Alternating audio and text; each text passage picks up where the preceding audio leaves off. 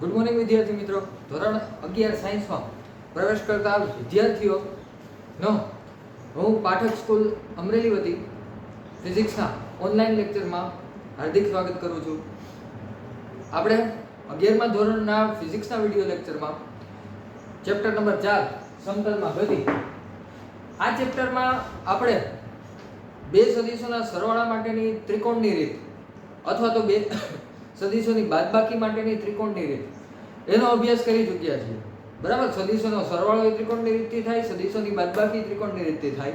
હવે આજના લેક્ચરમાં આપણે સદિશોના સરવાળા કે બાદબાકી માટે, ફરીથી સરવાળા કે બાદબાકી માટે નવી એક રીત, એ સમાંતર બાજુ ચતુષ્કોણની રીત, આ રીતનો અભ્યાસ કરવાનો છે. બરાબર, તો પ્રશ્ન આ રીતનો 3 માર્કનો, સદિશોના સરવાળા માટે ની સમાંતર બાજુ ચતુષ્કોણની રીત સમજાવો. બરાબર, તમને બે સદિશો જે છે એ મૂલ્ય અને દિશા સહિત આપી દે. આર્ય સદિશ A અને B. બરાબર, ફરીથી એકવાર આ એરો હેડ શિફ્ટ જે છે એ શું દર્શાવશે? સદિશની દિશા. બીજું કે આ કોઈ પણ દોરેલો સદિશ છે, આ દોરેલા સદિશની લંબાઈ એ શું દર્શાવશે? એ સદિશનું મૂલ્ય.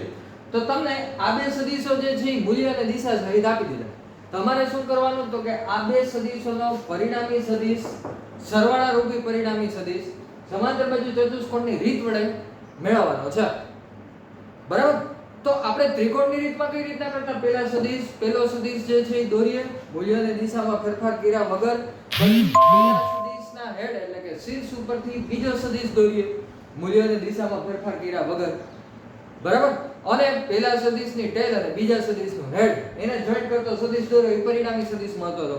આમાં એ રીતના નથી કરવાનું. આમાં શું કરવાનું છે? તો કે બે સદિશો જે છે ને કોઈ એક જ બિંદુ ઉપરથી દોરવાના. સમાંતર બાજુ ચતુષ્કોણની રીતમાં બંને સદિશો કોઈ એક સામાન્ય બિંદુ ઉપરથી દોરવાના. જો તો આ એક સામાન્ય બિંદુ હો. બરાબર, આ સામાન્ય બિંદુમાંથી પહેલા સદિશે મૂલ્ય અને દિશામાં ફેરફાર કર્યા વગર દોરવાનો. પછી આ જ સામાન્ય બિંદુ ઉપરથી ફરીથી સદિશ B મૂલ્ય અને દિશામાં ફેરફાર કર્યા વગર દોરવાનો. બરાબર, એટલે એક સામાન્ય બિંદુ ઉપરથી બંને સદિશો દોરવામાં આવે છે. જ્યારે ત્રિકોણની રીતમાં પહેલા સદિશના હેડ ઉપરથી બીજો સદિશ દોરવામાં આવે છે. અથવા તો તમે આ રીતમાં એમ પણ કહી શકો કે બંને સદિશો A અને B મૂલ્ય અને દિશામાં ફેરફાર કર્યા વગર એવી રીતના દોરવાના કે બંને સદિશોની પૂછ કોઈ એક સામાન્ય બિંદુએ ભેગી થાય. જો બંને સદિશોની પૂછ જે છે ને ટેલ, એ એક સામાન્ય બિંદુ O પર ભેગી થાય છે.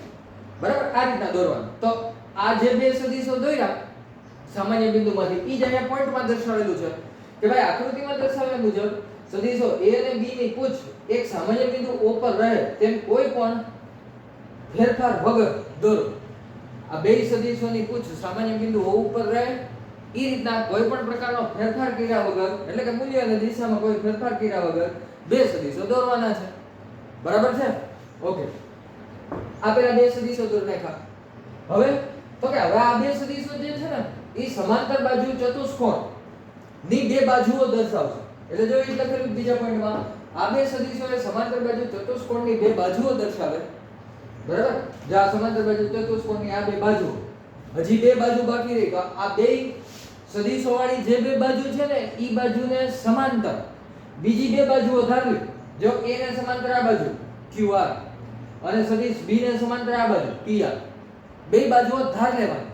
બરાબર, એટલે કે બે બાજુઓ દર્શાવે તથા તેની બાકીની બે બાજુઓ ધારીને આ ચતુષ્કોણનો વિકર્ણ બાકીની બે બાજુઓ ધારવી. બરાબર, તો આખો સમાંતર બાજુ ચતુષ્કોણ બની ગયો. બરાબર, સમાંતર બાજુ ચતુષ્કોણની બે બાજુઓ ઈ આ બે સદિશો A અને B. હજી બાકી બે બાજુ રહી, બાકીની બે બાજુ આ બે સદિશ A અને B ને સમાંતર ધાર્યો. એટલે સમાંતર બાજુ ચતુષ્કોણ પૂર્ણ થઈ ગયો. હવે આ સમાંતર બાજુ ચતુષ્કોણ જે છે એનો O બિંદુમાંથી દોરેલો વિકર્ણ, જો કોઈ પણ ચતુષ્કોણ હોય એના બે વિકર્ણ હોય, એક અહીંથી તમે દોરી શકો અને એક અહીંથી દોરી શકો. તો સામાન્ય બિંદુ O માંથી દોરેલો વિકર્ણ એટલે કે આ OR એ શું દર્શાવશે? તો કે સદિશ A અને સદિશ B નો સરવાળા રૂપી પરિણામી સદિશ. એટલે તો કે બાકીની બે બાજુઓ ધારી આ ચતુષ્કોણનો વિકર્ણ OR દોરો, જે પરિણામી સદિશ R = A + B દર્શાવે છે. તો આ સમાંતર બાજુ ચતુષ્કોણની રીત સાથે સાથે ત્રિકોણની રીત કરતા અલગ કઈ રીતના છે ઈ સમજવાનું છે. બરાબર. તમને બે સદિશો ત્રિકોણની રીતમાં જેમ આપતા હતા એમ જ બે સદિશો મૂલ્ય અને દિશા સહિત આપી દીધા. ત્રિકોણની રીતમાં કેમ કરવાનું તો કે પહેલો સદિશ દોરી એના હેડ ઉપરથી બીજો સદિશ દોરવાનો, આ સદિશ બી અહીંથી હેડ ઉપરથી દોરવાનો. બરાબર. પછી પહેલા સદિશની ટેલ ને બીજા સદિશનો હેડ એને જોઈન્ટ કરી દો, એ તમારો પરિણામી સદિશ સરવાળા રૂપી ત્રિકોણની રીત વડે. બરાબર. આમાં થોડોક ફેરફાર કરવાનો. આમાં કઈ રીતે કરવાનો તો કે આ બંને સદિશો જે છે ને એક સામાન્ય બિંદુ O ઉપરથી દોરવાના, મૂલ્ય અને દિશામાં ફેરફાર કર્યા વગર. બરાબર. અથવા તો બે સદિશોને એવી રીતના દોરવાના કે બે સદિશોની પૂછ કોઈ એક સામાન્ય બિંદુ O ઉપર રહે. બરાબર. ઓલામાં હેડ ઉપર ટેલ રાખવાની બીજાની, અને આમાં બેયની ટેલ એક સામાન્ય બિંદુ ઉપર રાખવાની. આ બે વચ્ચેનો મેજર ડિફરન્સ, મોટામાં મોટો બે વચ્ચેનો તફાવત આ. બરાબર. ઓકે, આવી રીતના દોરી દો.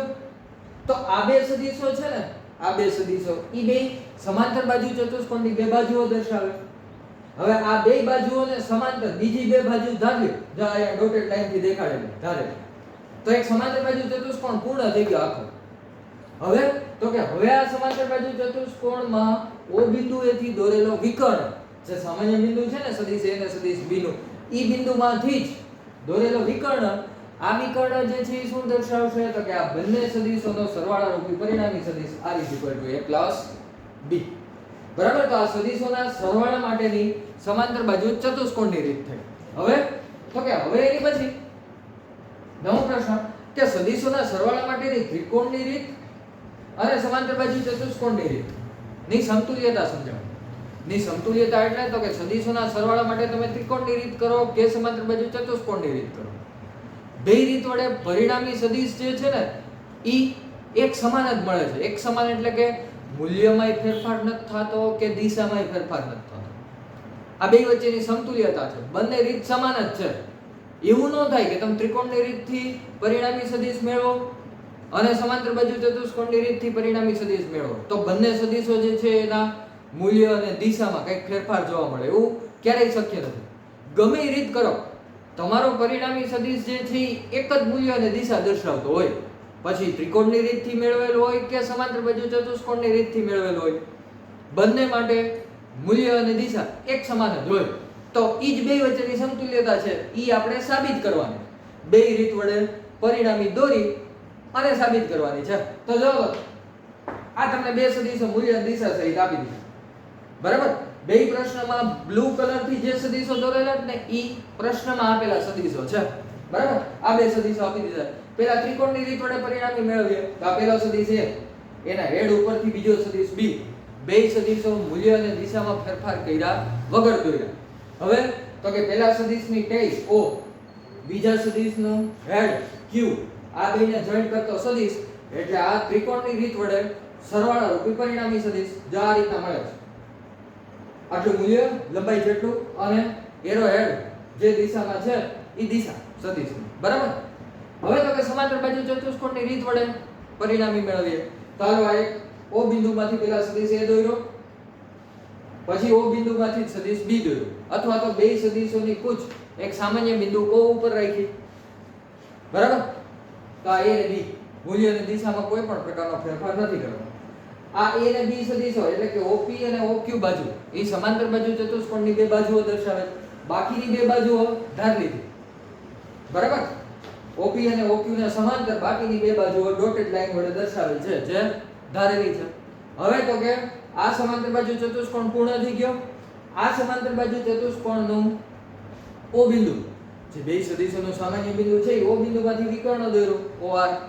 તો આ વિકર્ણ જે છે આ બે સદિશોનો સરવાળા રૂપી પરિણામી સદિશ દર્શાવે R = A + B. હવે આ OR અને આ OQ બે જો બે લંબાઈમાં લગભગ એક સમાન, બેની દિશાય લગભગ એક સમાન. બરાબર. બે જે છે એ એક સમાન દિશામાં ને લગભગ એક સમાન લંબાઈમાં જ મળે. એટલે કે બે પરિણામી સદિશ જે છે ને એકબીજાને સમતુલ્ય છે. એટલે જ મેં પહેલા કીધું એમ તમે સદિશોના સરવાળા માટે ત્રિકોણની રીત કરો કે સમાંતર બાજુ ચતુષ્કોણની રીત કરો, પરિણામી સદિશમાં કોઈ પણ પ્રકારનો ફેરફાર નહીં થાય. પરિણામી સદિશ એક સરખો જ મળશે બંને રીતમાં. એટલે નીચે દર્શાવેલ છે એટલે કે બંને રીત વડે મળતો પરિણામી સદિશ સમાન છે, માટે બંને રીતો એકબીજાને સમતુલ્ય છે.